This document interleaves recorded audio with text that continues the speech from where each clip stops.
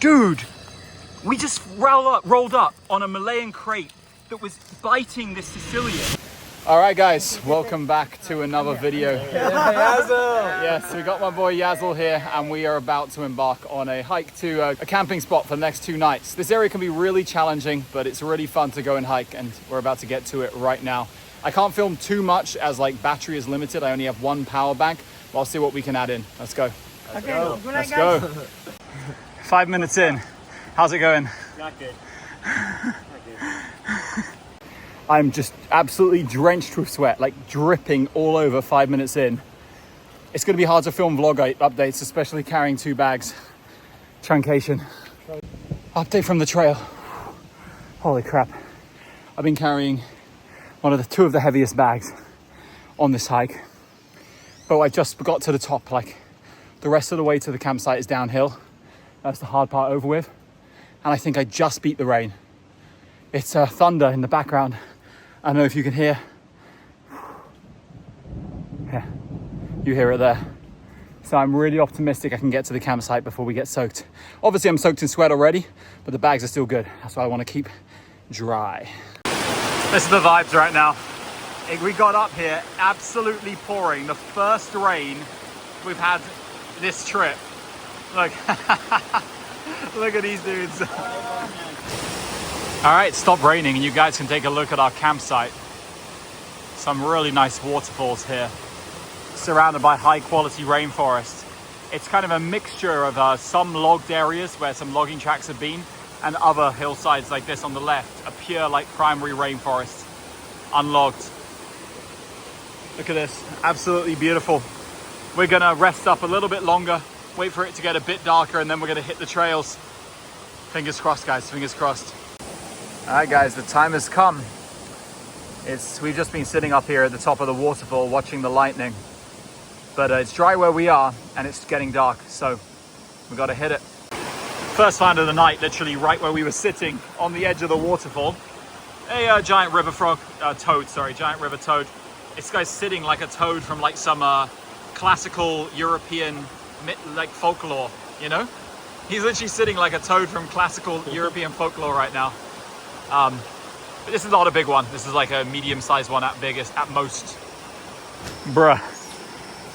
The second we go out walking, the thickest fog hits that means I can't even see like 3 feet in front of me. This is crazy. What the fuck? Bro, you look so unstable, man. What the? Grab hold of one of these. All right, we just began our hike and we've surprisingly turned up a snake very quickly. It's a Chumoricera sabahai, not the viper we're after, and at a shockingly low elevation for this species. Like, we're only at like maybe almost like 500 and something meters where we're at, almost 600. Not the elevation you typically associate this one. And he's obviously had a meal tonight, probably just when it was raining at the start. Snagged, what was that? Probably like a big frog, I would guess, but it's really hard to say. This is a female. And the ones up this area, I guess they're superficially quite similar to the southern ones.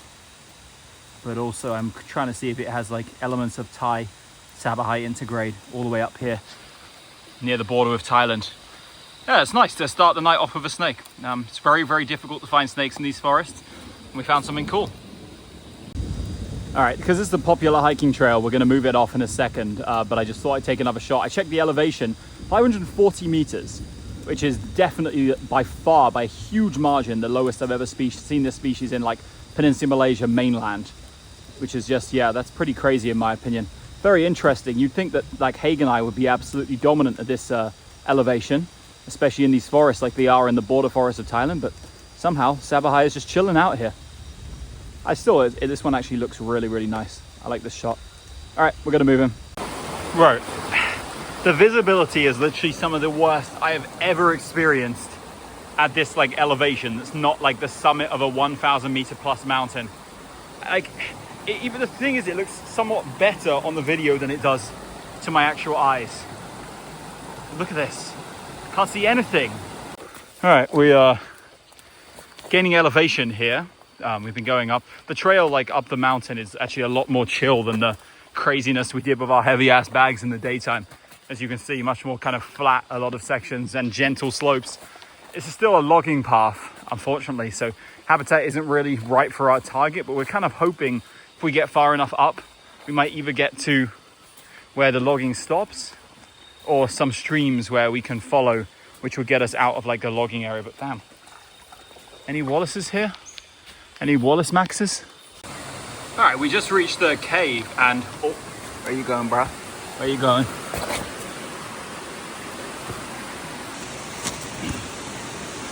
Got him. We got this awesome, which one is this? Bintang Grenda or, very, very unsure about which Certodactylus pulchellus complex gecko occurs at this mountain range here, especially at this elevation, about 800 meters, I think we are, 800 and something meters now. But that's pretty cool, nice dark form. Typical kind of species to hang out in like a cave area. You can see it here, we're in this like insane area of giant rocks that form a cave with a stream running through it. And we're like just chilling out in here and got this nice gecko. Because it's slow for snakes, I'll show, the claws, Bro, those claws hurt so bad. Anyway, I was gonna say, I'll show you another very cool, albeit quite common gecko. This is peninsularis. It just got the name changed. It used to be Consabrinus, now it's Certodactylus peninsularis. And it looks pretty damn cool. Look at those big black and white high contrast bands.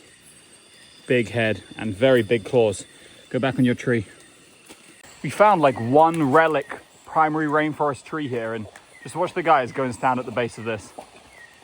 For reference, I don't know what this is for you Europeans, but I have a 75-inch wingspan, which is about like 2 meters, a little less.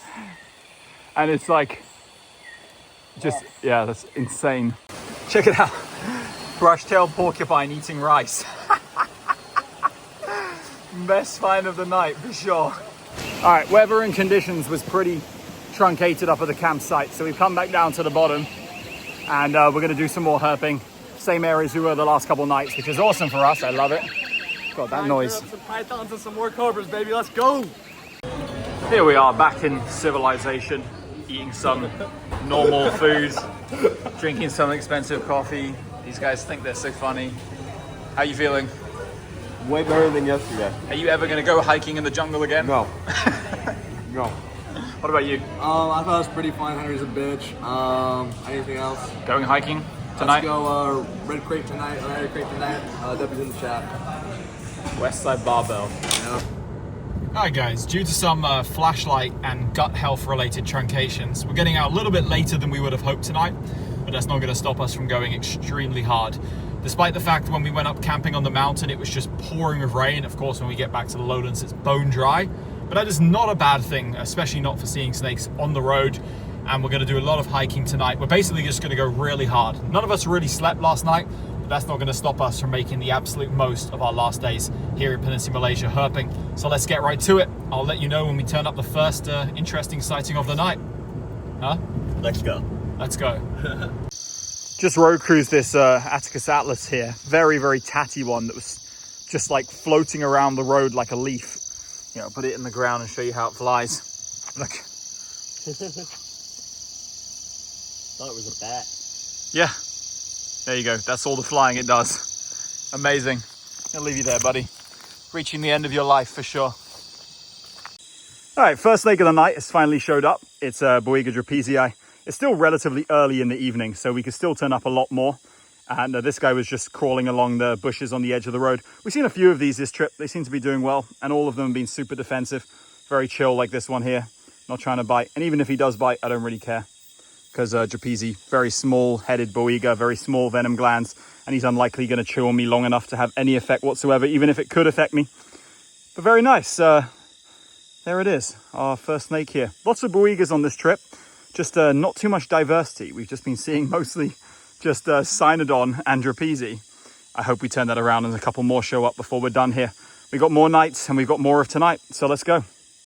Here's another nice find along the road. It's absolutely massive, huge tarantula there coming out of a burrow. I have no idea what species that could be here, I'll send it to my friend Mark and maybe he'll be able to get an ID for me.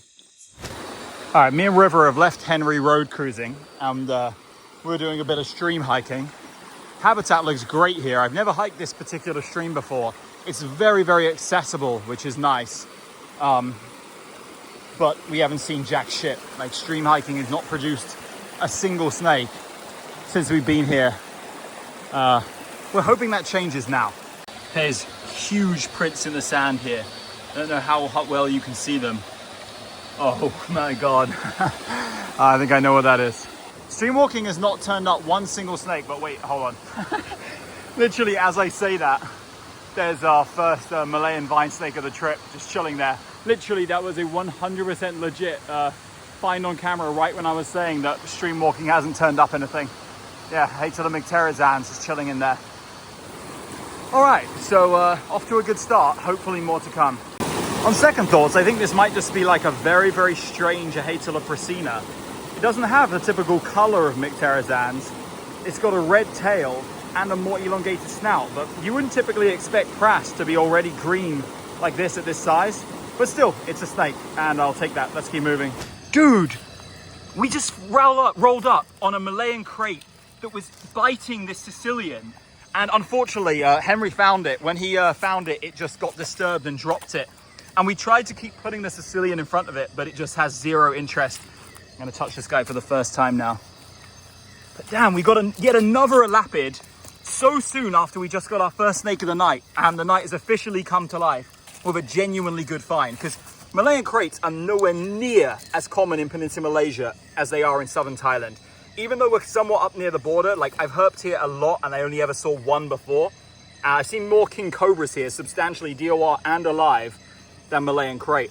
And it's a typical southern form you see here with the kind of like creamy, yellowy cream patterning on the neck, regressing down to a black and white mid-body and tail with the very distinctive kind of black markings within the white bands. I'll try and get some more video later. I'm just kind of soaking in the moment, but you can see it right next to its prey item there. And Henry filmed some video before me and River got here of it like eating it. I'll insert that video as well so you guys can see. Then we'll get back to this.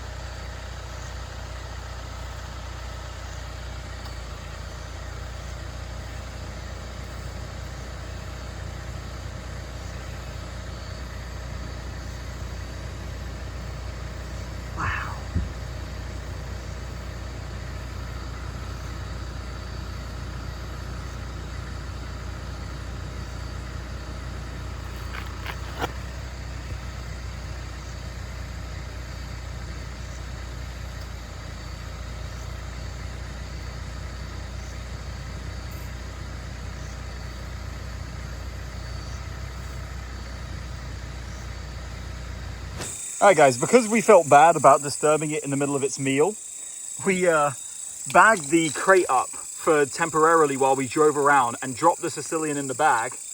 And now, unsurprisingly, when we looked inside, only crate, absolutely no Sicilian. No, not back inside the bag. Oh, sorry, I'm handling with my left hand. That's not ideal.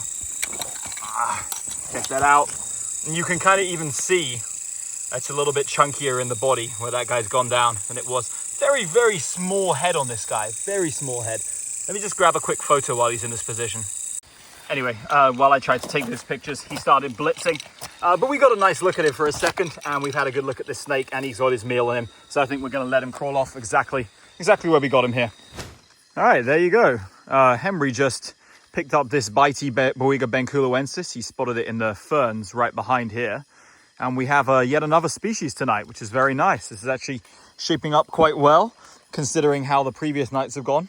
Oh, this guy's freaking out. Benculoensis is so damn bitey, man.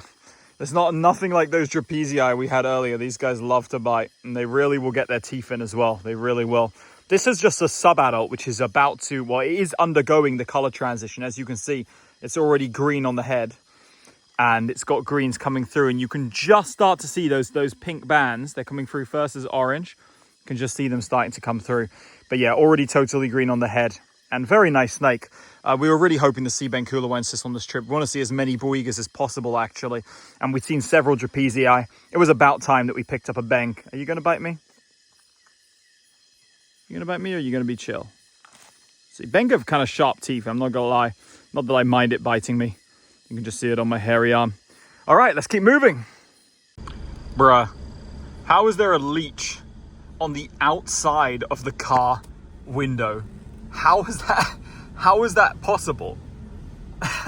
Look at it. It couldn't have come from inside the car. Bruh. I would absolutely love if we could get one more species tonight. It's been really good so far. One of our best nights we've had in the area, which is not saying much considering it's been incredibly slow here. But we could make it our best night if we get one more find, especially a good one. All right, immediately after I filmed that clip, got another snake on the road, making it 4 species. It's Lycodon subcinctus, which has been a species that's been strangely avoiding me quite a lot this year. But not anymore. He showed up and we got another black and white banded snake. Classic road mover in the later hours of the night, just losing its bands as it transitions into adulthood. I'll do a little bit more footage of this guy. I'll probably pick him up as well, why not? It's only a Lycodon subcinctus after all. If he bites me, I don't mind. Doesn't have the sharpest teeth. Don't mind it at all. Look at him sensing me out. Yeah, I'm chill. Don't worry about me, buddy. You can give me a couple nips if you want. I don't mind. I'll survive. And this probably isn't... Oh, he's gone a little bit more seizure mode now. But yeah, I actually haven't barely seen this species at all this year somehow. Just always avoids me. But very nice to get another species. And let's try for another one. Come on, keep pushing.